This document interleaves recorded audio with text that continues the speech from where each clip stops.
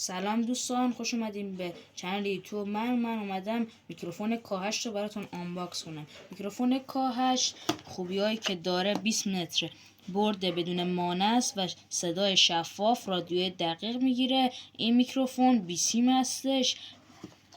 بریم سراغ آنباکس. ممنون میشم که منو حمایت کنیم. بریم سراغ باز کردن جعبه. وقتی ما جعبه رو باز میکنیم، یک گیرنده داره که به گوشی‌های تایپ C وصل میشه و یک تبدیل داره که برای گوشی‌های آیفونه. ما کار نداریم، اینو میذاریم کنار.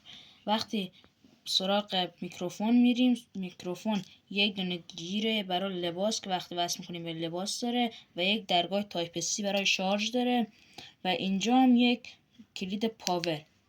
3 ثانیه نگه می‌داریم، میکروفون روشن میشه. خب کار به کار اینا نداریم و میریم سراغ شارژر این میکروفون. شارژر این میکروفون تایپ C برای شارژ کردن میکروفونه. از اینجا میزنیم به این و میزنیم به شارژ.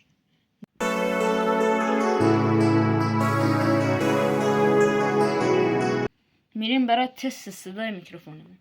این دوستان، این صدا قبل از وصل گیرنده است به گوشی. 1 1 2 1. ما دوستان گیرنده رو به گوشی وصل کردیم و میخوایم تست صداشو بگیریم. 1 1 2. صدا خوبه؟ 1 1